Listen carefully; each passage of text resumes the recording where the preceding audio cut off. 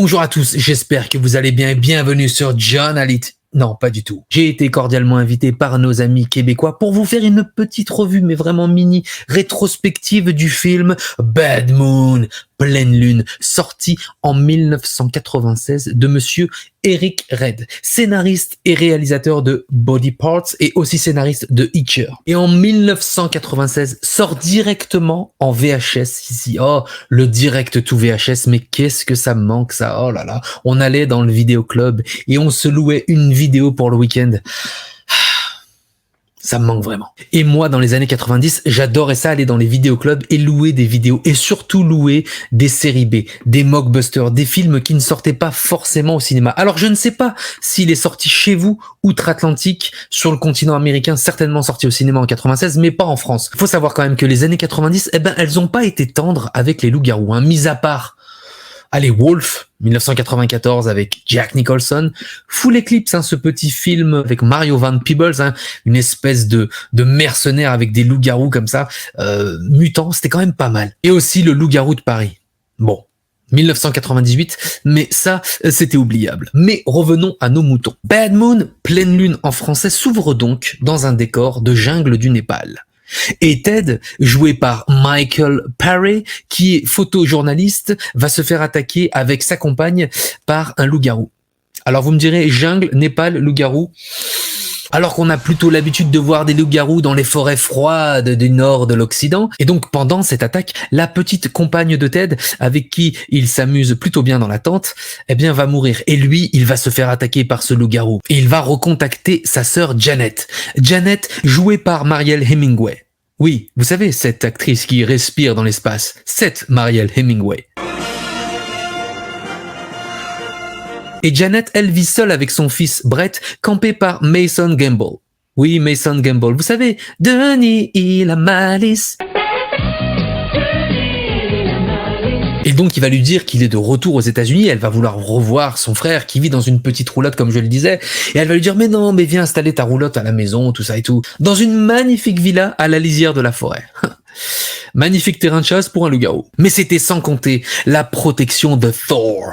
Thor, le chien de garde, un magnifique berger allemand. Je rappelle que le berger allemand, aussi appelé berger d'Alsace, berger alsacien ou chien-loup, est une race de chiens tirant son nom de son pays d'origine, l'Allemagne, Canis Lupus Familiaris, où elle est apparue à la fin du 19e siècle. La Fédération cynologique internationale le reconnaît sous le nom de Deutscher Schafhund. Excusez mon allemand. Ce qui laisse à penser que durant des milliers d'années, des animaux proches des bergers allemands et de leurs cousins belges ou hollandais ont existé dans cette région d'Europe. Et alors, mention spéciale pour Thor, campé par ce berger allemand magnifique, dressé. Alors, dressé au poil, j'ai envie de dire, le jeu de mots un peu pourri, mais alors qu'est-ce qu'il joue bien? Je crois que c'est le meilleur acteur du film. Et à votre avis, je vous le donne en mille? Ça va pas très bien se passer entre Ted et Thor, hein. Effectivement, il a du blaire, hein, il a du pif, hein, le Thor, hein. Il va vite renifler que Ted, il est pas net, hein, et qu'il est lui aussi un peu du milieu canin, hein, si vous voyez ce que je veux dire.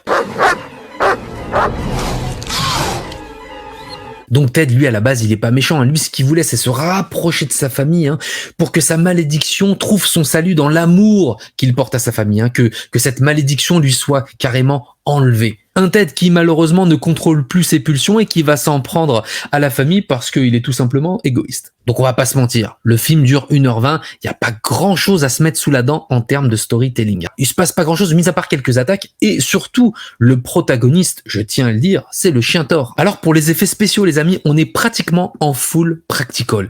Et qu'est-ce que c'est beau, c'est gore, et le loup-garou est particulièrement bien fait, et d'ailleurs ça fait plaisir de voir un loup-garou avec le poil grisonnant, hein, limite blanc. Hein, souvent ils sont marrons, souvent ils sont noirs, et bien celui-là il est grisonnant et blanc, et c'est très joli, vraiment l'esthétique est magnifique. Je trouve que le costume, parce que c'est un suit, hein, il y a quelqu'un sous le costume, est très beau, avec un mélange d'animatronique pour la tête. Alors on est en 96 et bien entendu c'est l'avènement du CGI et des mélanges composites animatroniques practical, et donc on a un petit peu de CGI, mais c'est pas mal foutu pour la transformation, hein. Il y a aujourd'hui des CGI encore moins bien faits que ceux que vous allez voir dans ce film, hein, pour ceux qui l'ont découvert ou pour ceux qui vont le redécouvrir.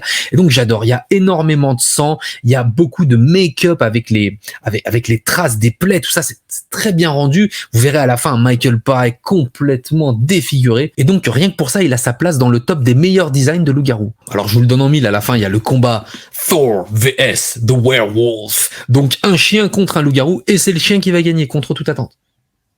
Et au final, qu'est-ce qui reste de tout ça? Eh bien, un bon petit film d'horreur de loup-garou à se refaire, un bon petit revival des années 90 que je vous invite à regarder. D'ailleurs, il y a des mediabooks qui sont sortis en Allemagne, berger allemand, non rien à voir, mais ils ont fait de super coffrets que je vous invite à découvrir sur internet, c'est disponible, ça coûte une 40aine d'euros, ils ont fait carrément des trucs collector comme si le film était un classique, c'est un délire, hein, avec des visuels et tout, vous allez kiffer. Quant à moi, je vous invite à vous abonner à la chaîne de nos amis La Route de l'Horreur, de vous abonner à la chaîne de John Ali TV, et venez voir un petit peu les entretiens que je fais dans le monde du cinéma et les lives 7ème dimension. Et donc on finira là-dessus, c'était un plaisir de partager ce petit film avec vous, et surtout n'oubliez pas, il y a toujours un loup-garou qui sommeille en chacun de nous.